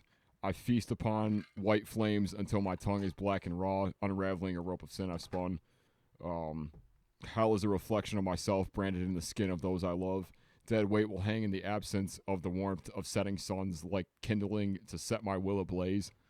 Like, Impressive. just some of the, like, you know what I mean? Like, Yeah. just some, like, and, like, coupled with, like, just the song that just had, like, I don't know, there's definitely a reason that, like, this stuck with me, and it's kind of what I was getting in, and much like the Ulcerate record, much like the next one I'm going to talk about, like, it just, like, I really kind of gravitated this year towards things that just, like, made me feel, like, just kind of, like, I don't know, kind of uncomfortable, kind of, like, I don't know if that's, like, weird, but, like, and it really kind of started with this one, because I was like, dude, this is, like, there's an energy on this, there's a whole, like, there's a whole mood to this, like, it's not something that I want to listen to all the time, but when I do, it's like, you know, it's very much the same with the last record. Is like I put it on and I just, like, start it and it just goes or whatever. But every time there's specific songs that just hit, and there's specific moments where it's just like chills, like ugh, like I don't know, but it's great. I don't know why I love this kind of shit so much. Like, it just, like, yeah. So in any case, and Splinters of an Ever-Changing Face. Fuck yeah. Like, if you're into Will Putney, anything that he's done as far as, like, guitar wise, anything that he's, like, it is one that is definitely, is not anything like Fit for an Autopsy. It's kind of the opposite. It's a bit more rooted in, like, hardcore, and it's a bit more, like, you know, of that aggression. So yeah.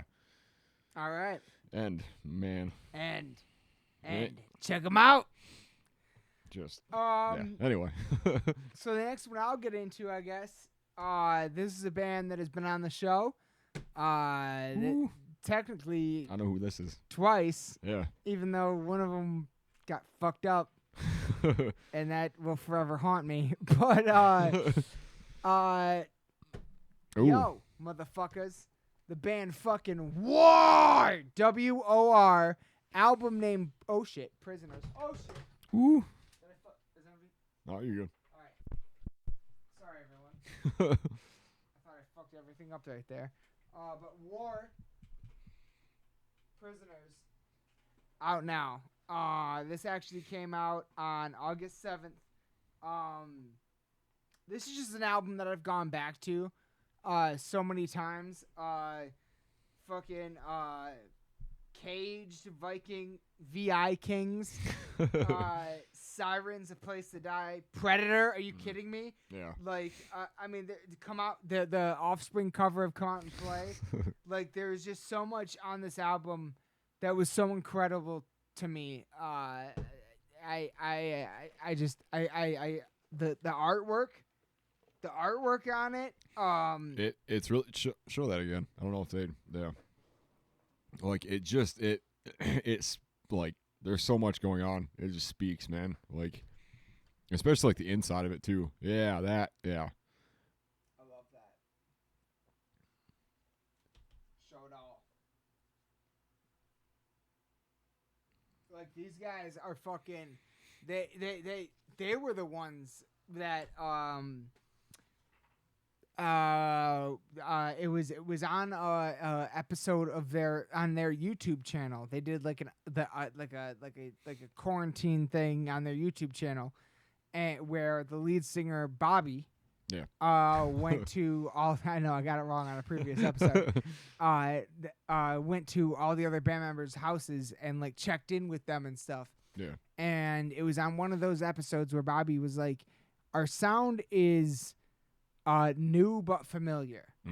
And that phrase has stuck with me in such a real way, because a lot of bands this year, new bands that I've been discovering, have that thing where it's like it feels familiar, but they're doing something totally new with that sound, and that's the next evolution. It's an awesome thing. Like, I love that. Yeah. So yeah, I had to put them on my list. Like, this album again is an album I keep going back to.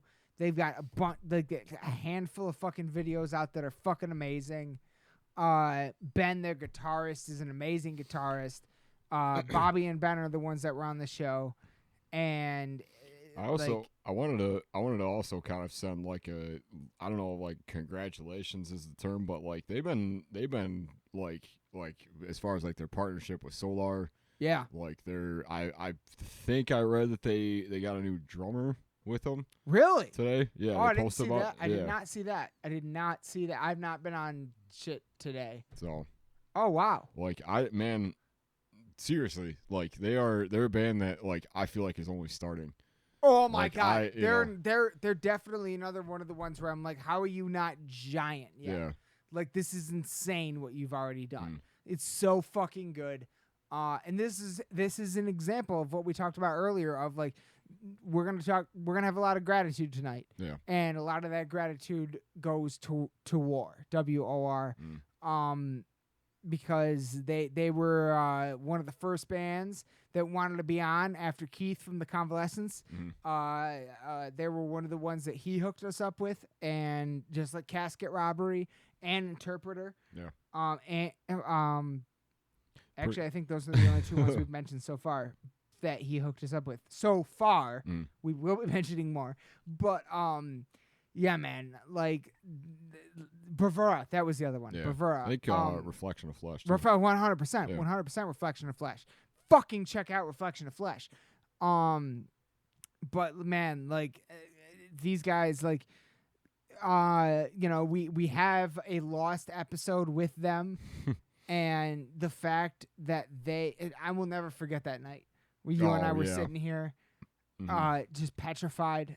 Like, and then they were so gracious, and when they came back on and everything, and it's just, they will forever mean the world to me. I will forever support WAR, and they're another one who I just fucking cannot wait to see live. Oh yeah.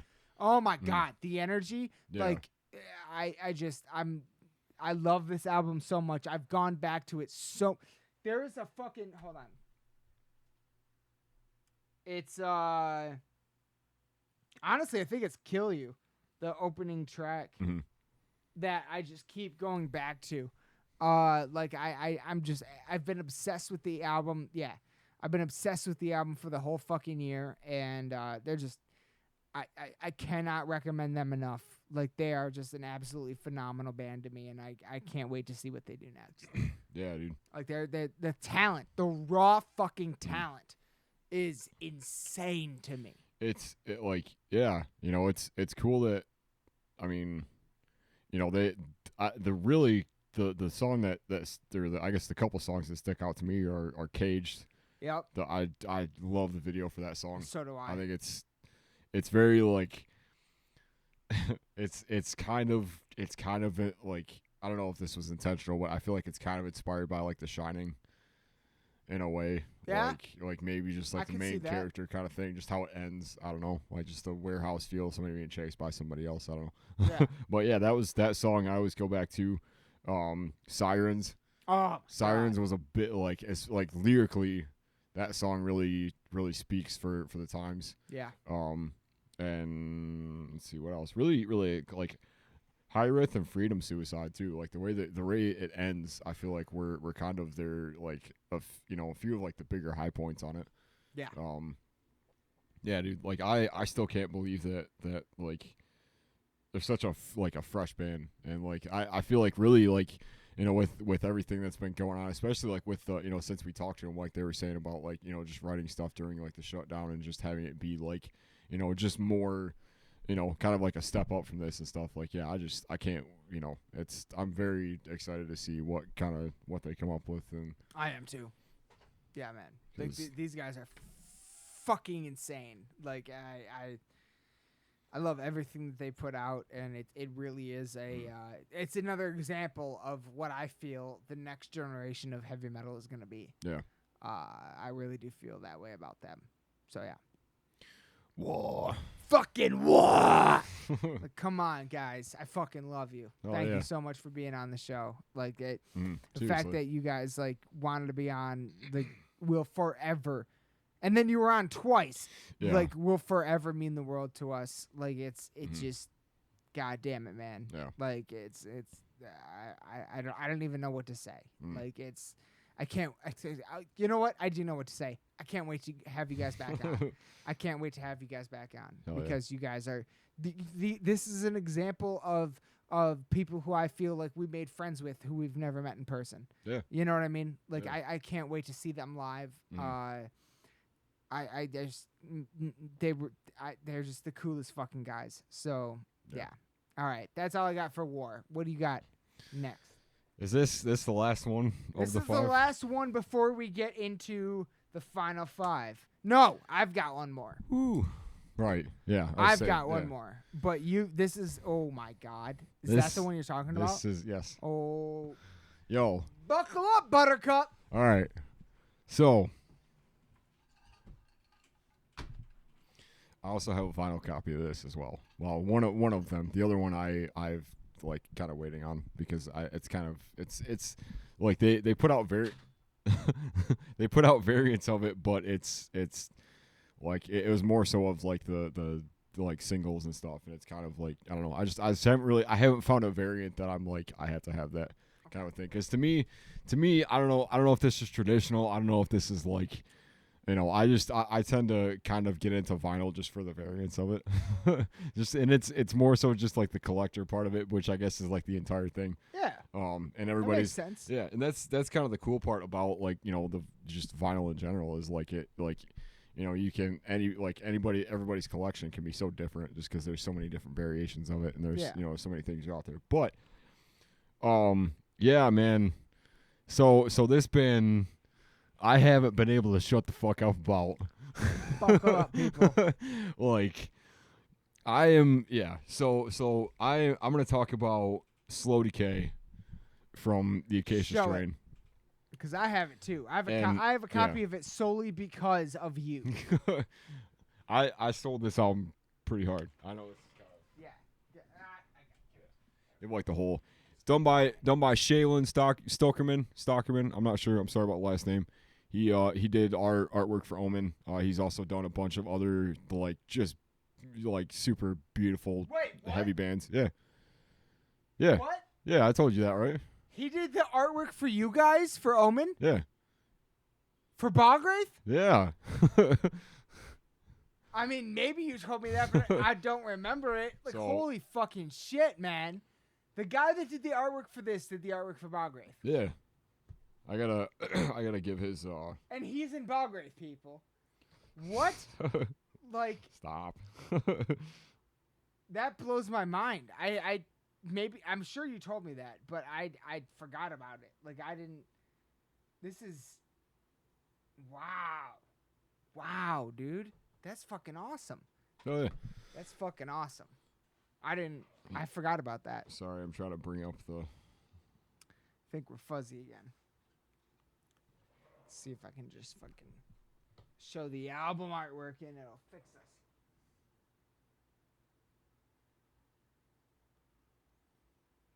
Look at that shit. It's like a happy little meadow. And it still didn't fix us. Yeah. Let me see.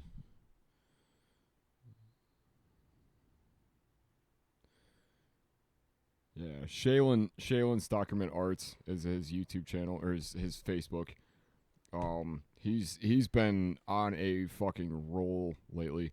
Let me give a little bit of insight to he's basically like these are the bands that he's done art with just this year by himself. Obviously the Acacia Strain, Lorna Shore, Distant.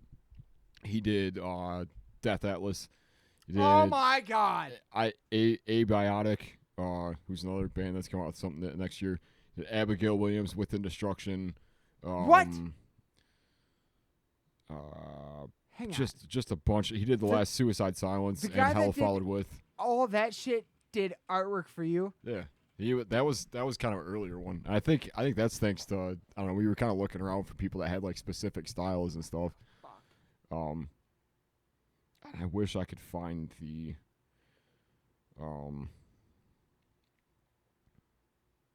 I don't know. In any case, yeah, like it just like dude's been on a roll with it, and the fact that it blows me away too, man. Like Insane, just like That's he's insane. done some of my favorite albums from the last Yeah. from the last few years, and he worked on one of ours, and it ended up in like one of his like art books and stuff for like one of his like showcase books or whatever. Like it's just so I can't say enough about Shaylin.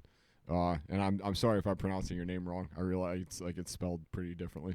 It's like yeah, I don't know. We'll link it because I feel like it's really kind of worth We'll it. put it in the comments, the description below. Yeah. But man, like and let me get to the album real quick. But let me back up because like this band for me is an interesting one because I have been like really my introduction to him was Continent, which was a lot of people's, but that was the first album that really like, and that was back like that's like I don't know if this is proper to say, but this to me it felt like their Iowa.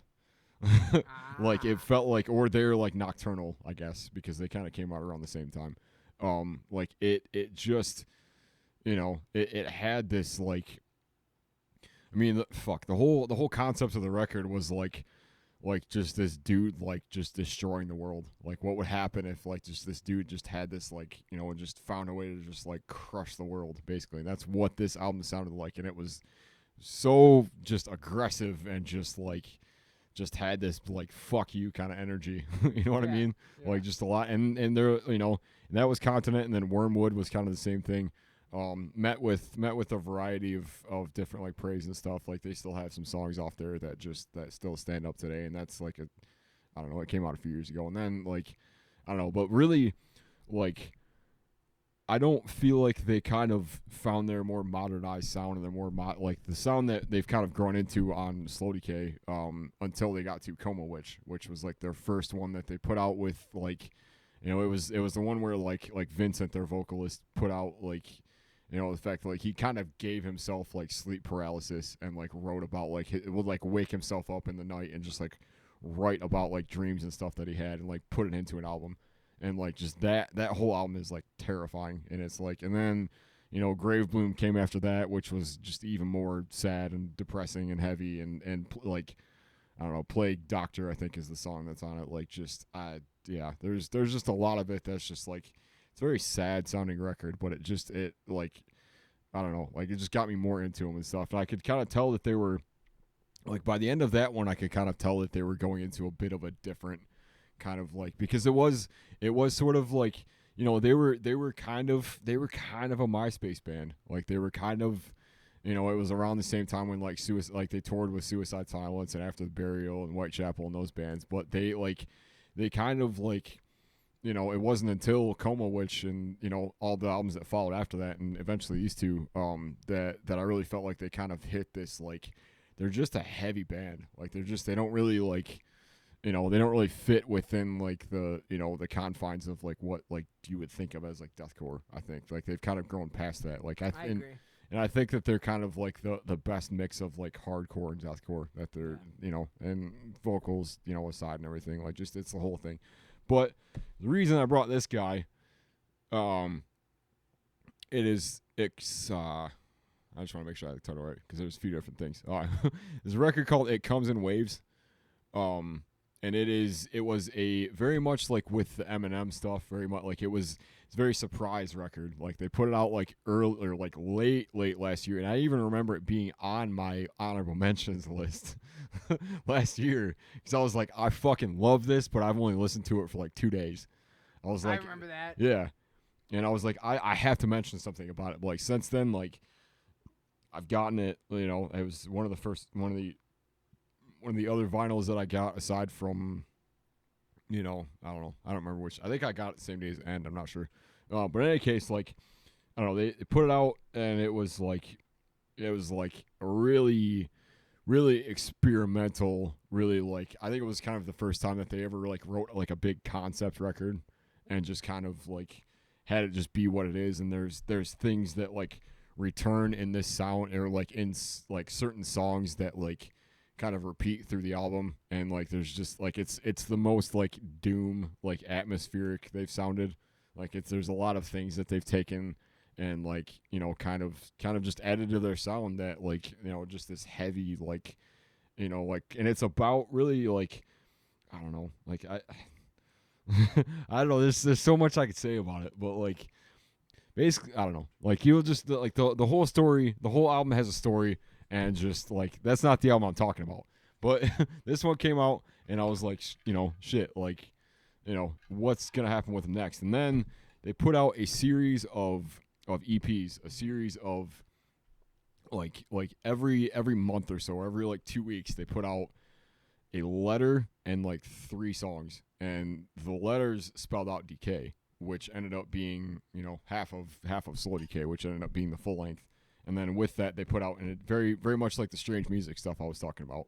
Like they put out a lot of the singles, and then they packaged it all with 2 additional tracks, and like, man, like, and just with, you know, like, I mean, just the way that it opens with, obviously, feed a pigeon, breed a rat. Starts off with the line, it feels like hell, and just like, it just goes from there. Like it just, it like is, and the thing that always like keeps me coming back to it is you know, a lot of it is the vocals, but a lot of it is like just how simple and just how crushing some of the riffs are, and just how much it just like it makes you just move, like it just, you know, it just, but you know, through it all, and even, you know, there's like Seeing God is another song that I really like off of it. It's a single that they put out with it.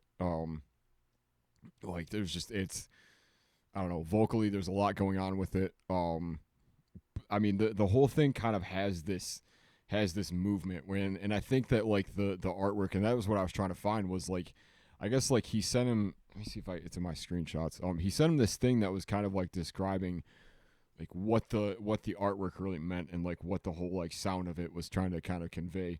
And it was like you're walking in the in the woods, or like in, you know, just somewhere, and all of a sudden you just see something that you're not supposed to see, and then it just kind of goes downhill from there, and it just kind of gets darker from there.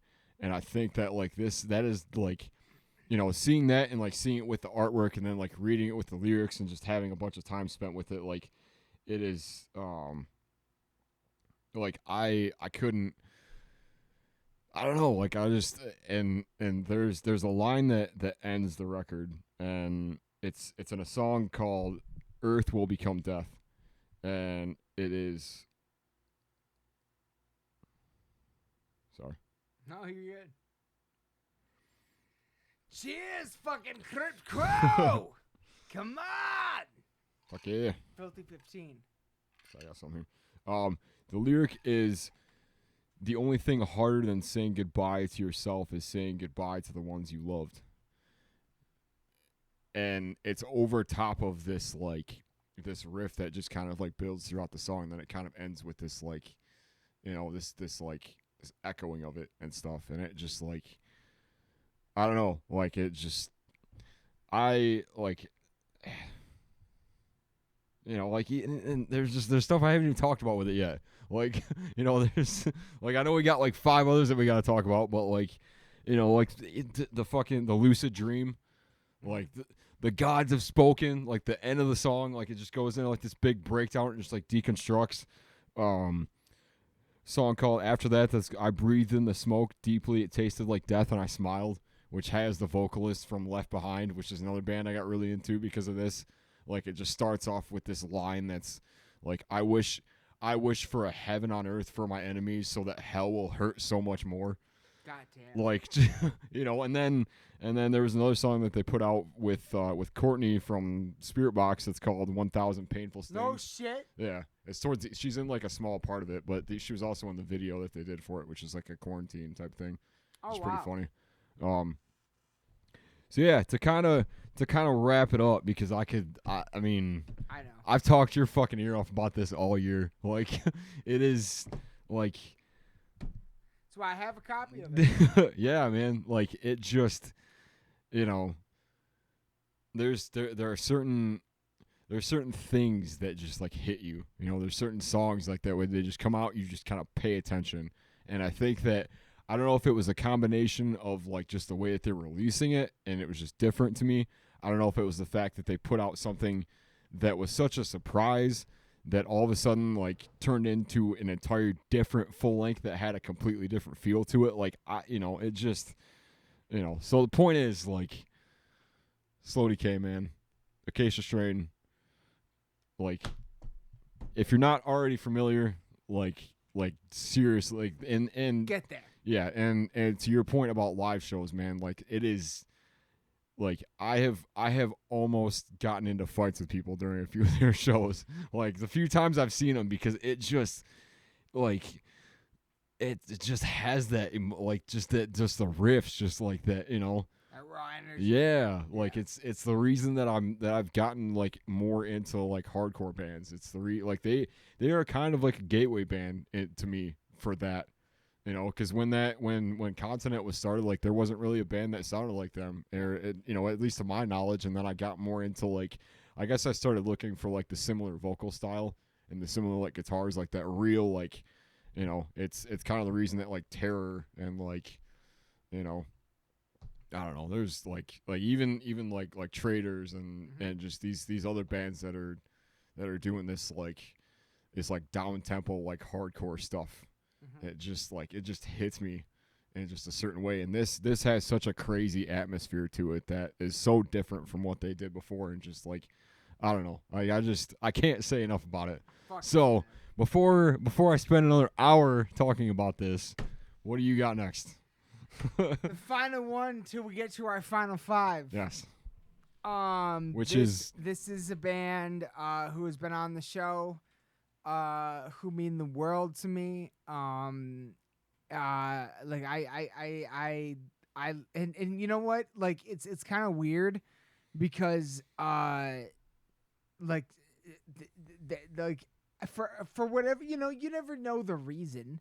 You never know the reason why you gravitate towards certain music during crisis times or whatever. Yeah.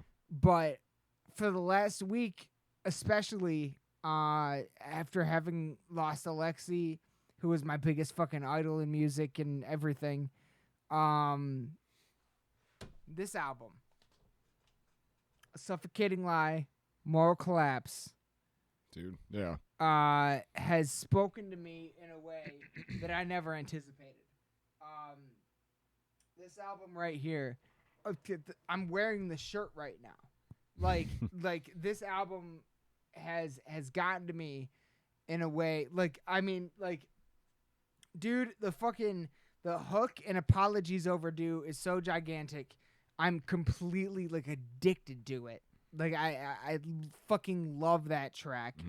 Rolling the Dice, Black Sheep were of course the singles.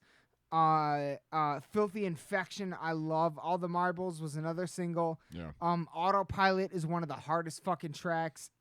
God, my God, it just goes so fucking hard. Yeah. Vulture Pulture is lyrically one of my favorite tracks on the album. I cannot wait to get Rich back on the fucking podcast to talk about those lyrics, because I fucking love what he did there. And they recently released 2 videos, track by tracks, where Rich and goddammit, Trevor, I believe, are talking about. I'm sorry if I got that wrong. I'm dog shit with names. Are talking about the lyrics on this album. They go through it track by track, and when they get to Vulture Pulture, the way Rich describes it, because it's about cancel culture, and he was like, it started as a really good thing, and now it's a really bad thing. And they're out keep in mind, A Suffocating Lie is a California band. Yeah. And Rich actually, I think, lives in Las Vegas now. So they were hit by this whole cancel culture thing way more extremely than we were up here in fucking buttfuck Michigan. Yeah. So, I'm really fascinated, and I love what he said about it. Like I just said, on the track by track, how it started as a very genuine good movement, and then it devolved. Yeah. And I really Wow. want to get into it with him with that. I haven't really heard anybody kind of take that view of it. That's 100% what it is, Yeah. though. That's 100% what it is. It's pretty smart. Bottom of the ocean, amazing, washed up, but the fucking follow the leader, like one of my favorite riffs of the year. I think that's the one I'm talking. I mean, I'm pretty sure I'm right about that. Follow the leader, like straight up a Lamb of God riff to me, at least. Like it's just so fucking, like, it's just so fucking brutal. Like I can't say. I was listening. I listened to this album top to bottom earlier today. Like I fucking love this album in ways that I never even expected, and that's why it has to be at this point on this list, because to me, like it's a bridge, it's a gateway album for me in a lot of ways, because I typically don't gravitate towards the stuff that has the clean and the guttural vocals, but this album makes me go, this is some of my absolute favorite shit of the year. Yeah. I like I said on the Dark Reflections that I did recently. This is your first try? Like this is your first try. Yeah. This is your first go? Like you blew me out of the fucking water. Like holy fucking shit, this is so good. I cannot wait to see what they have next. And I just absolutely this is without question another one of those bands that I just want to give so much gratitude towards, because I mean this band was the first band ever to hit us up to want to be on the show. Yeah. They were on the second ever video episode. Like I never in my life have the ability to thank them enough, and I never ever have enough gratitude towards them. This was a band that I feel like this was the number one band hands down, where I'm like, I made friends on this podcast that I haven't met yet, and I cannot fucking like when I finally get to be in the same room as these guys. Brothers don't shake hands. Brothers gotta hug. Like I cannot fucking, like I gotta give them all a hug. Like I fucking love these guys so much.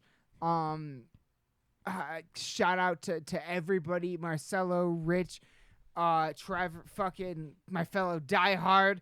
I like these guys just fucking mean the world to me, and they support us. They actually watch our show from time to time, and they found us, and I'm so happy that they did, because after they found us, I found them, and this album is so unbelievable for it to be their debut album. I just cannot. I can never say enough about it, and I can never say like how much I appreciate these guys and love them. Like they blew me out of the fucking water with this one. I'm obsessed with this album. We talk about seasonal listening. Yeah. This is my seasonal listening right now. For this time of the year, like it absolutely means everything to me, and it blew me away. It blew me away. Yeah. Well, one of the the biggest thing about it that I could say, big shouts out, man. Like, admittedly, I haven't met you guys. I haven't met, I wasn't on the episode. You weren't on the episode, yeah. But I will say that, like, even from like first listen, even from like, we should probably separate. Go on.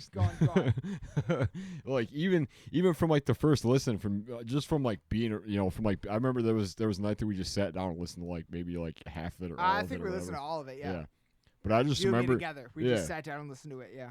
I just remember sitting here thinking like it is, because like when I first kind of started going to shows, like when I feel like, the like, I guess, I don't know. I guess like Bloodfest was the biggest thing, and it was bands kind of similar to that style. Like it was like a Mice and Men and like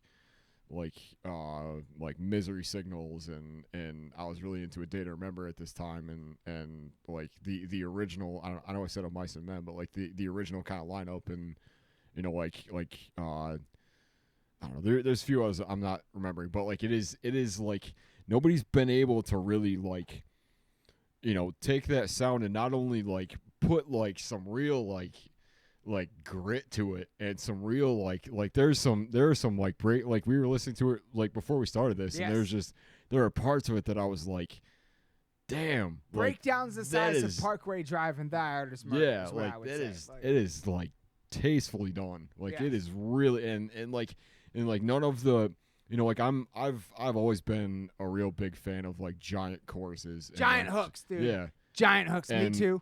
I'm an AC/DC fan. Come on, like it's and they have that is a very apparent on this album. It's so fucking well done. It just, you know, it's one that I admittedly I need to spend more time with, but I can tell you that like any time it comes up, anytime that like and that's any songs that we've heard, any like videos I've seen, it all is like. That is one thing I was gonna say is like last year when we were doing the Filthy 15, you weren't as like you hadn't heard the new Convalescence album as much. Yeah. And I was like, dude, you need to get into this. Yeah. This is that album for this year. I'm like, dude, you need, and I know, and I already know you know. Yeah. But like I feel like you are going to be so in love with this album. Yeah. Well, because it speaks to that, like, you know, like I was saying, like that just that part of me that like, you know, because I sort of feel like that kind of that sound just kind of like. It either like just I don't know what it just like it just disappeared all of a sudden, and like or just like I wasn't paying much attention to it, but like just that there's something about like just like the riffs and just like a lot of the songs and like just how it like moves and like and like just it has like the catchiness of like A Day to Remember with like the heaviness of like, Parkway, yeah, like, you know, just it really, I think that there's honestly like something just for anybody on it. 100%. That's the thing about this album is there is something on it for everyone, but yet it all retains the same sound to the point where once you start the first track, you have to finish it. Yeah. Like there's no stopping it, and it's a huge album. It's 15 tracks. It's 45 minutes long. This is their debut album. Like, and then you start the first track, and there's no way I'm not listening to the rest of this album. Like it's just there's no fucking way. Yeah. So it's one of those albums and I've been completely fucking addicted to it. That's why I had to mention it on the Filthy 15. That's why it makes a spot on the list. Again, this list is in no particular order until the next 5 that we do after this.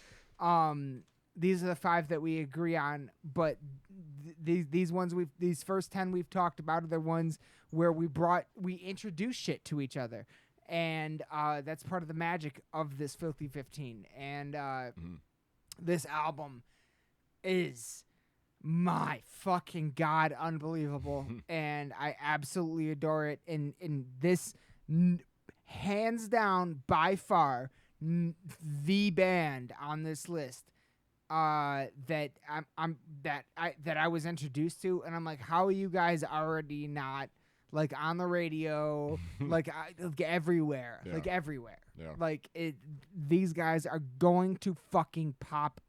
Just wait. Like I'm telling you, when I hear this album, I'm like, this is one of the next bands. You know what I'm saying? Yeah. So. I love this album. I can't it's so fucking good. And I love these guys. Like the guy, like all 3 of them that I've actually had the opportunity to talk to.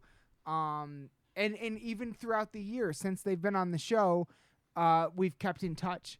Yeah. And you know, they fucking really liked the Dark Reflections I did for this album. And you know, like that just meant the world to me because I really wanted to do a really good job for them because this album really fucking floored me and I adore it. Yeah, so man, I can never say enough good things or give enough gratitude to these guys. They were the second band or first band to ever fucking hit us up to want to be on the show, and man, like these guys mean the fucking world to me. And I swear to fucking God, if you guys are watching this, the day we get in the same room together, it's nothing but hugs and party. It's nothing but hugs and fucking party. I swear to fucking God, man.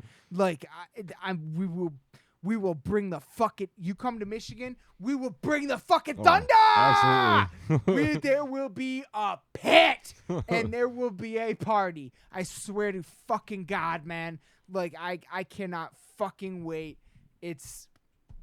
I cannot wait to meet these guys. Like, they mean the world to me. I love them to death. I can't wait to meet them in person. I can't wait to have them back on the podcast. This album was insane, and they are forever in the Lost in the Dark Hall of Fame because they were the first ones to ever hit us up, man. And that just still humbles me, floors me, blows my mind. I was so scared and nervous. I was texting you before the show. I was like, oh my God, I can't believe it. Oh my God. But then like 15 minutes into the show, I was like, these are my friends. Like these are people I would meet at a concert. And it all went away. And since then I've talked to them a few more times and they just mean the fucking world to me. So A Suffocating Lie, Moral Collapse was released on November 13th. Get a fucking hard copy. Get some fucking merch, motherfuckers. And it's amazing. It's an amazing album, and I cannot praise it enough or this band enough. So, yeah. Hell yeah. But that's it, man. That's it for the top 10. Now we're getting into the top 5 where we agree. I say we take a quick break. Yeah, I'm done. Quick break. All right. We will be